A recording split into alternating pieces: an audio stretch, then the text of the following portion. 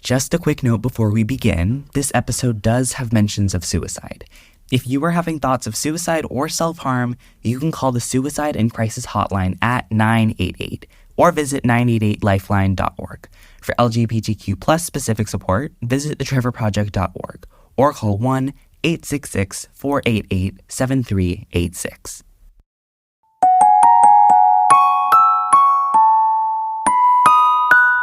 Hi, my name is Sonyamia Blanco. My pronouns are she, her. I am 20 years old. I am originally from Berkeley, California. What advice would I have given to my younger self? I would have said to her, it's literally all going to be okay. And that I know that sometimes it feels like the end of the world, but it's not. There are people to support and love you and help you and relate to you, and I can promise you that. Woke up on the right side of the rainbow, feeling bright, gonna put on a good show. There's a skip in my step, I'm doing my best, and I guess that you could say I'm feeling queer today. I'm feeling queer today. Hey everyone, I'm Eric Eubank. I'm 17 years old. My pronouns are they, them, and I live in Glendale, California. And I'm Sonyamia Blanco. And we want to welcome you to I'm Feeling Queer Today, the podcast that amplifies the voices of queer youth. This is Ep05, Coping While Queer. Sonyamia, you shared at the top of the episode what you hope this podcast can become for young queer people. You talked a lot about the struggles we can often go through alone, and sometimes that isolation and anxiety can have a big impact on our mental health. Yes, without a doubt. I was looking at some statistics from the Trevor Project's 2023 U.S. National Survey on the mental health of LGBTQ young people, and I wanted to share a few of those. 41% of LGBTQ young people seriously considered attempting suicide in the past year, and young people who are transgender, non-binary, and or people of color reported higher rates than their peers. Nearly 1 in 3 LGBTQ young people said their mental health was poor, most of the time or always due to anti-LGBTQ policies and legislation. Hearing statistics like that can be so hard. But that's why it's so important that we discuss them so that we can raise awareness, especially for the queer voices that don't have a chance to be heard. And the fact that we live in a country in which the already marginalized queer community is being further discriminated against makes experiences like these even more isolating. I know that oftentimes it doesn't feel like there's a way out. It doesn't feel like things will get better. We're not thinking about the outcome. We're not thinking about the light at the end of the tunnel because we feel so stuck. And I'm here to tell you that it will get better with the right support. I had a friend who struggled when he came out as trans. Because he wasn't able to come out to his family or anyone besides a couple of his friends, he felt that his struggles went unnoticed and unheard. And it wasn't until he was able to find a support group at our local LGBT center that he felt able to share the things that he previously left unsaid. He was finally able to find a space to be himself, but not everyone can. Which is why projects like this podcast are so important, to allow people like him to feel seen and appreciated. We are going to share a clip from the Future Perfect Project original series, Queer Youth Animated. We will hear from Will, a young queer person who was being bullied at their high school, and how, with the help of their mom, they were able to move to a new school and get the support that they deserved.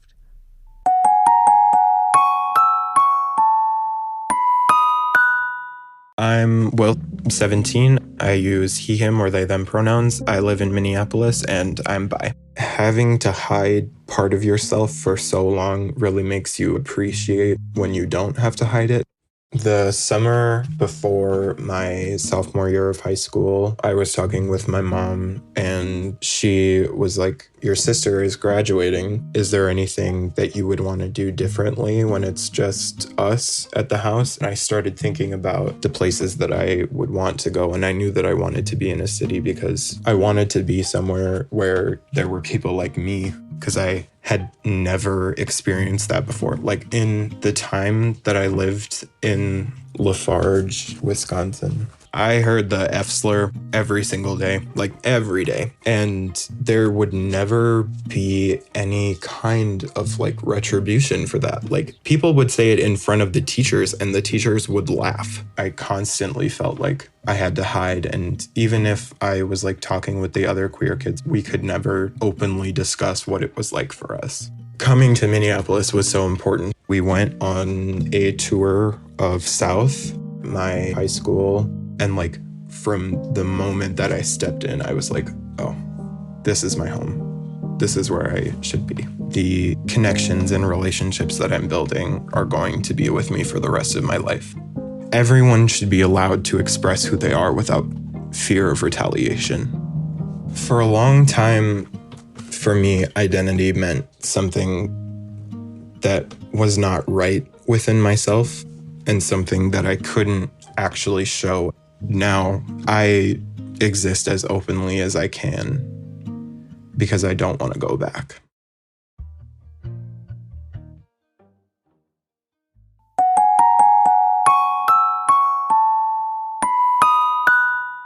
Wow, the perseverance that Will and everyone just like them shows each and every day is so inspiring to hear. I am so glad that they found a home where they can finally be themselves.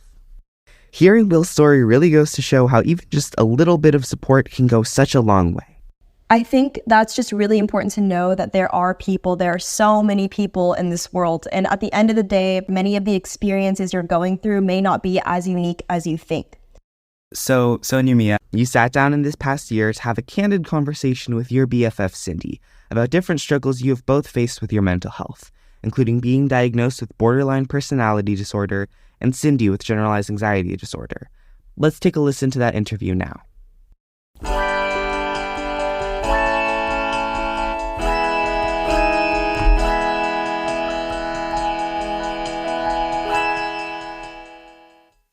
My name is Cindy. I am 21 years old, she, her, and pansexual. It's very nice to have you here, Cindy. I've been wanting to interview you for a long time because not only are you one of my best friends, but I really like your input on a lot of these topics. My first question is, how has mental health ever been a struggle for you? In the beginning of childhood, I was a happy little girl. As soon as I hit middle school, I started to gain a lot more anxiety and a lot more, I wouldn't necessarily say depression because I was not yet diagnosed with depression, but I got diagnosed with GAD.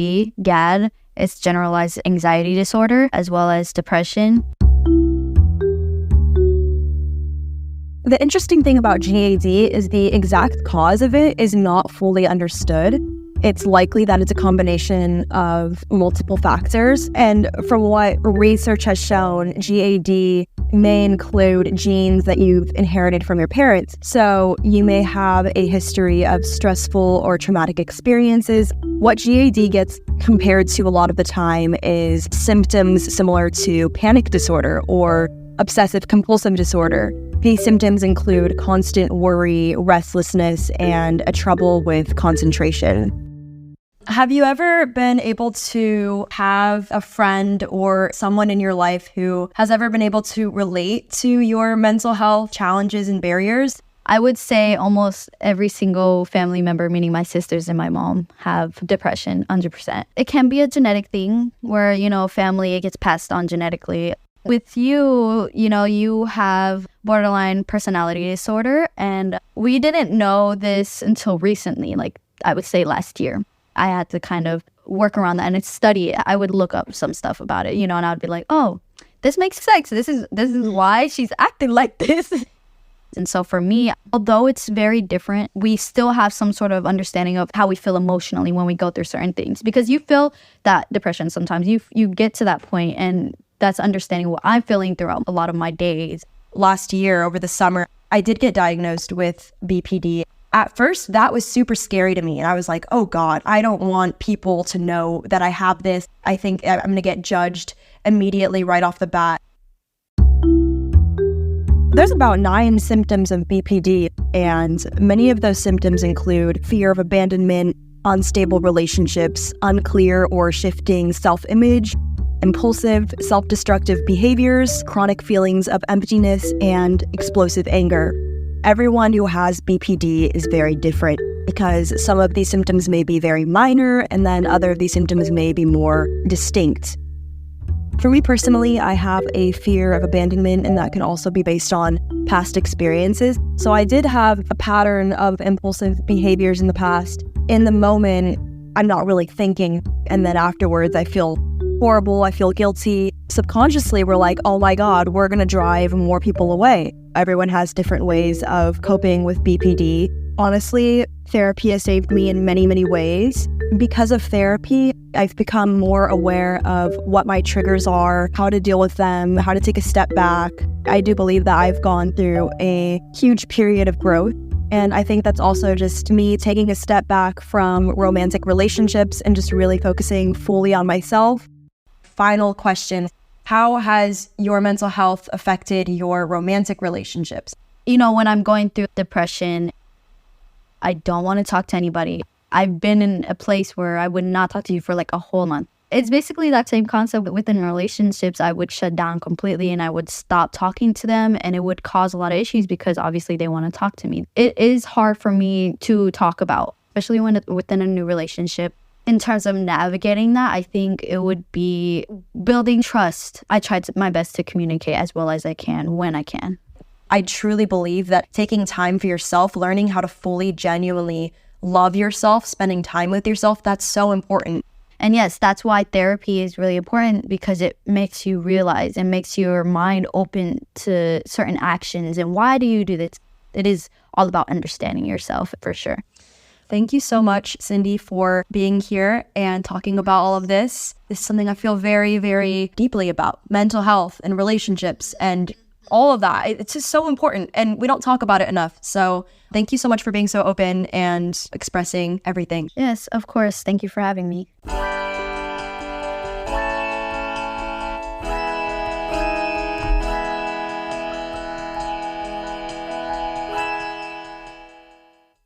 So, Sonyamia, I know that it's been a little while since you've done that interview. So now, 6 months later, how does it feel listening to it and reflecting upon it? It's been a while. And what's crazy is the fact that me and Cindy are both in very secure places within the relationships we have right now. She just hit her 1-year relationship with a girl, which is the longest relationship she's ever had. And it's just amazing. I've spent time with both of them, and it's really great. And I think that understanding their relationship dynamic and like understanding that communication, honesty within yourself and the other person they're just essential things to have. For me, I have been single for a while. I still am. However, I did meet a person a few months ago, and honestly, I was a little scared because I was like, I don't want to give up this part of me that I've worked on for so long, and I don't want to jeopardize that by, allowing myself to open up to another person. However, I think I came to a realization that you don't want to push good people away, especially people who actually impact your life in a very positive way. And, I still am in therapy, and I'm in a very, very happy place in my life right now. I'm very proud of myself. I'm very proud of Cindy as well. We've seen each other grow in so many different ways. I'm just so proud of us for being able to manage those parts of ourselves a lot better. You have obviously navigated the world with having different experiences and different internal and external struggles. How has diagnosis changed that? Has it made it easier? Has it made it harder? Yeah, that's a good question. I would say it's honestly made it a lot more clear. I wouldn't say it's necessarily easier, but before, when I wasn't diagnosed with this, I was like, there's just something wrong with me. I don't know what it is. I don't know how to label it. And having a label sometimes just makes things more clear for myself. And then I could go to therapy and I could tell my therapist that, I have this, these are the symptoms. How do I work on it? How do I navigate life through this lens? But I think it's also important to understand that whatever you're diagnosed with, it doesn't necessarily mean that it's you as a person. And, you could definitely overcome many, many of those things. Next up, we're going to hear from podcast participants Zorian and Jax about how they balance self-care and activism. The segment is called Two, and it's created by co-producer Trudy Poux. 1, 2, 2. Hi. Hello. Hi. Hi there. Hi. There we go. Hi, this is Two, the show where I interview two people separately and bring their opinions together. I'm Trudy Poux, and today we'll be hearing from two student activists, Jax and Zorian. Hi, my name is Jax Gervasio, and I use he, him pronouns. I'm Zorian Edwards. My pronouns are he, they. I run a gender and sexuality alliance at my school. We currently have just raised over $170 for charity and for the GSA. Another thing that I'm doing activism-wise is I'm setting up a carnival, and it's going to be raising money for a bunch of clubs just through like activities and stuff. As much as capitalism is a flawed system, it's understanding how that works and how you can maximize how much money you're raising for a cause. You can't just run something by yourself. You have to delegate, which is something that I've been learning the hard way the past couple of weeks. You have to talk to people and you have to be really clear. For the past 3-4 years, I've been working towards educating the community around me. With our school board, they've been banning books as of recently and had threatened to 2-3 years ago. From then on, I attend the school board meetings. I'd give my speech to the board. I was ignored a few times and still am. I'm now the president of our Pride Alliance here at Centertown, Pennsylvania. We work toward educating the community, letting people know they're not alone, and of course, just overall trying to make people feel accepted. My discovery of like who I am being gay or bi, we're looking into it, but seeing the issues that affected this community and being like, that don't seem so okay. That definitely started the ball rolling.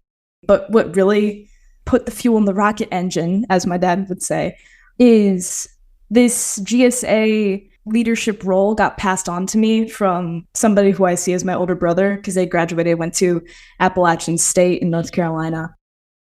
What initiated the start to my activism, I suppose, was when a board member pretty much called me and my friends completely evil over Facebook, which kind of sparked controversy. And that made me severely angry, and I wanted to do something about it because I felt that a board member who's meant to represent the students of our school district should probably not be calling those students evil. And I wanted to do something. So I went to my teachers and I was like, hey, is there anything I can do? And from then on, I started looking into policy, ended up speaking at that board meeting. And I suppose that's what sparked everything. Unexpected parts of advocacy.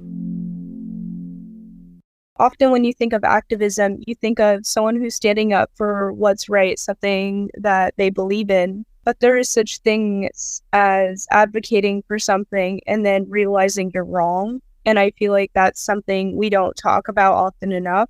Seen some other people who may have disagreed with me on this subject and other subjects as well, who were deeply invested, standing up for what they believe in, and were like, oh my gosh, this is the truth, this is my truth, and this is what everyone should believe in. And then having to kind of backtrack, oh, no, I didn't have all the facts. I didn't see the full story. And I feel like when they admit they're wrong, a lot of people give them backlash for that.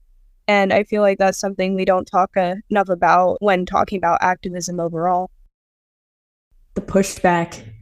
I mean, I get it. I don't get it, but you have to understand where people are coming from, even if you don't think that it's right, because you can't argue against something if you don't know what the other side is saying. You have to understand what everybody else is thinking. How do I deal with doubt? Ooh.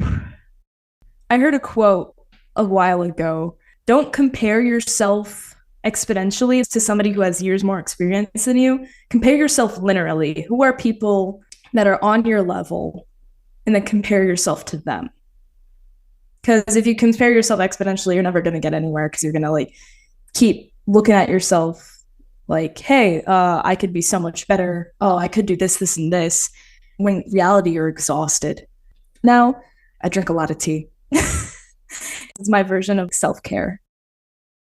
I deal with self-doubt in a variety of ways. One of the first things I go to is kind of analyzing what I'm doubting about. So if I think I'm wrong on something, I will take myself to the internet mostly, and I'll do a whole bunch of research. I'll fall down a rabbit hole trying to figure out, okay, so this is what I believe right now. What do other people think about this subject? What are the facts? And just kind of going through this whole stage of trying to gain as much information as possible, and then analyzing my actions to see if I still believe what I'm doing.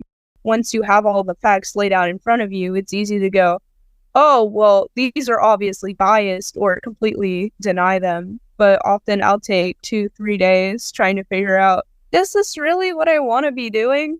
I'm not going to say not doing anything, but kind of taking a short break and focusing on myself, kind of separating yourself from the issue to get a better outlook of everything that's going on.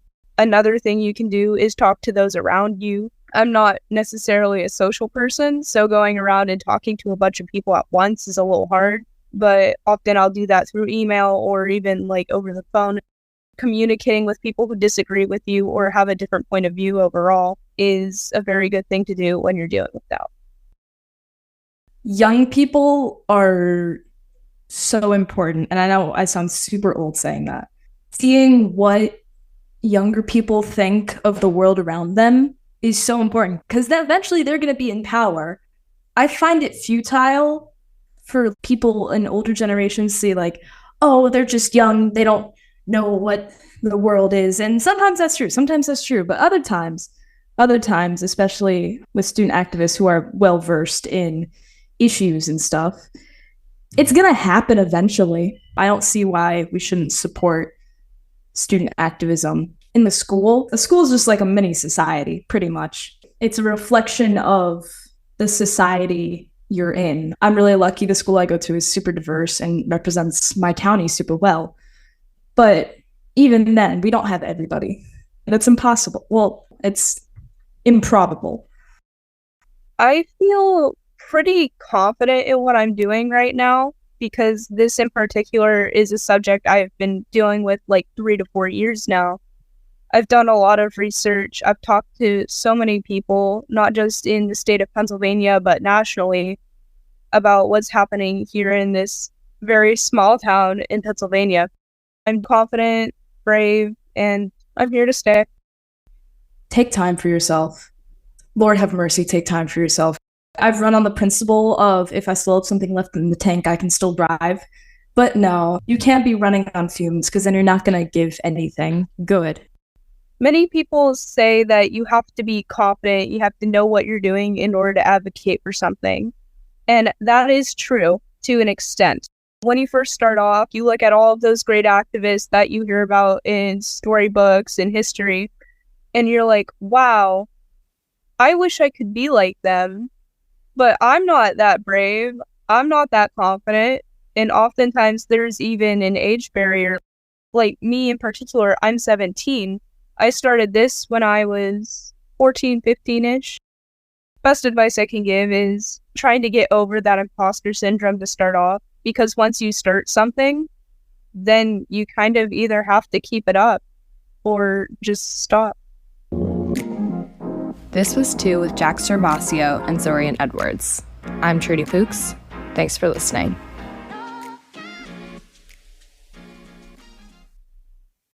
When it comes to activism, I think that at its core, fighting for something starts with just being able to be open and being able to accept people for who they are and what they believe in, so that then we can get change and we can see progress. I think it ties back to mental health in that we have to have this awareness of who we are and where we stand and what we believe in, but also how we're functioning in the world and how we're interacting with other people. Because as much as we have to be mindful of what we think, I think it's so important to kind of recognize kind of where others are coming from and what situations they might be presented with. Yeah, I completely agree. You put it so perfectly, Eric.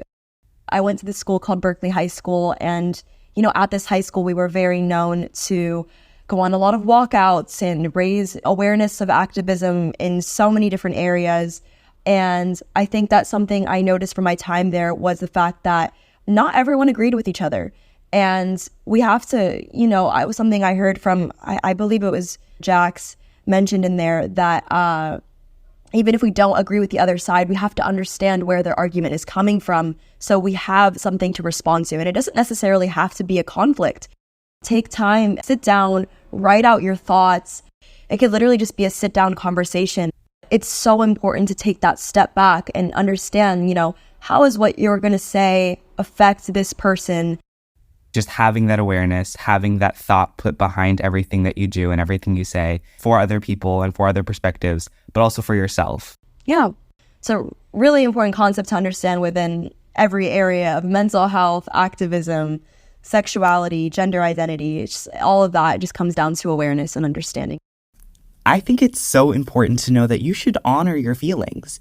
Having access to deep emotions is such a beautiful thing, especially when it comes to experiencing love. So, let's end on a note of queer joy by sharing another edition of Queer Crushes. This one featuring none other than you, Sonyamia.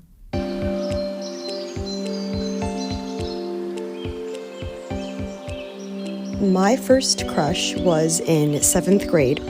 It was this girl who I'm still friends with today. She was probably the coolest girl ever, she still is. I was making new friends in middle school, and when I met her, there was just something different. I didn't feel the same way about her.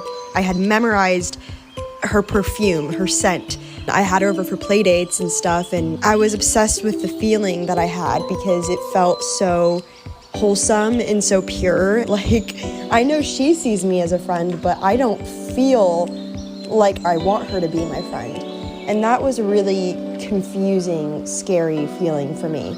I ended up telling one of my other close friends, and she ended up kind of revealing my crush to her. I was super scared because that was a really big deal. I didn't want to mess up our friendship or anything. And, this crush continued to my first year of high school. And she knew that I liked her, but she told me, she's like, I know, and that's okay, but I am straight and I am your friend, and there's not really a future for us in that way, but I don't want to lose you because you're super cool. And I will never forget that, like, ever. I'm 20 years old and I'll always remember that. It did change my life. I was like, wow, I did get rejected, but in the best way possible.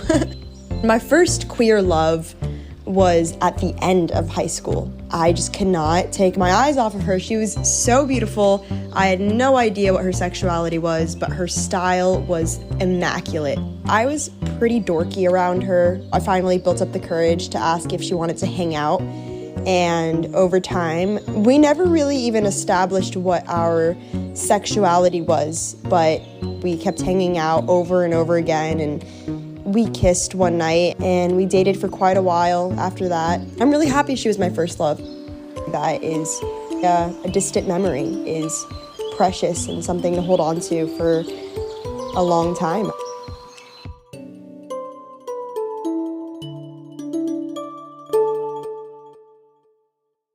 It's so nice to hear, like, happy stories, because I feel like a lot of the time, obviously, when it comes to whether it's queerness, mental health, or anything really, a lot of stories that people have are not necessarily the best because just like the world is complicated and the world is tough. So I definitely think hearing stories like that, it's so heartwarming because it's so genuine and innocent and wholesome. And it's a very like playful thing, a core thing to being a child.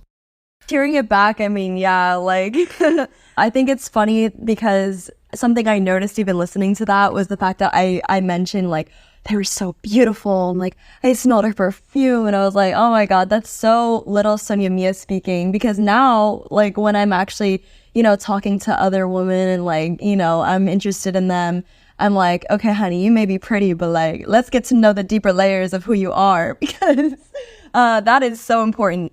And yeah, I am single, but like I mentioned, I am talking to someone right now, and that's something that I looked for. I was like, ugh, I just really like her because she's so creative. She's a great listener, great storyteller. She kind of allows me to step out of my comfort zone a little bit. So there's those things, right? That you mature, you get older, and you realize like these little crushes, they're funny and they're cute and wholesome. But as you get older, it gets honestly a little more complex. Everything in life is a learning and growing process. Tying back into the broader idea of mental health, I think that kind of at the end of the day that like, it's so important to keep in mind that we have to like nurture that growth. It doesn't end, and there's no reason that it should end. Definitely. That was so well said. Yes. Thanks to everyone for joining us for this episode, and we hope it offers you some comfort to know that you are never alone. If you or anyone you know are struggling with your mental health, there are many resources listed in the show notes that are specific to LGBTQ+ youth. Take advantage of them and take care of yourself. Once again, I'm Sonyamia. And I'm Eric. And you're listening to I'm Feeling Queer Today. Be sure to join us next week for episode 6, where we explore the spectrum of the trans experience with Zorian and Frankie. And if you like what you hear, please rate us and share the show with your friends or family or both. And don't forget to ask yourself, how am I feeling queer today? We hope you enjoyed our episode today. For more information and resources about it, check out the show notes or visit the episode page at thefutureperfectproject.org/podcast. If you or a young person you know between the ages of 13 and 24 is currently in crisis, check out thetrevorproject.org. For LGBTQIA+ specific support, you text and chat, or call 1-866-488-7386. We will also include this information in the show notes as resources. To learn more about the Future Perfect Project and all of our free arts programming for LGBTQIA+ youth, visit thefutureperfectproject.org or find us on social media at The Future Perfect Project. I'm Feeling Queer Today is produced by the Future Perfect Project with support from Radio Kingston, WKNY AM 1490, FM 1079, Kingston, New York. This episode was produced by me, Sonyamia Blanco. And me, Eric Eubank, as well as Trudy Poux and Frankie Gunn, featuring Will, Cindy, Zorian Edwards, and Jax Garabasio. Our theme song was composed and performed by Alex Massey and produced by Emma Jane Soslowski. Additional music composed by Alex Massey, Frankie Gunn, and Epidemic Sound. Episode mixing and mastering by Julie Novak with assistance from Emma Jane Soslowski. Special thanks to executive producers and mentors Julie Novak, Celeste Lacine, as well as Future Perfect Project team members Ryan Amador, John Wan, and Aaliyah Jamil.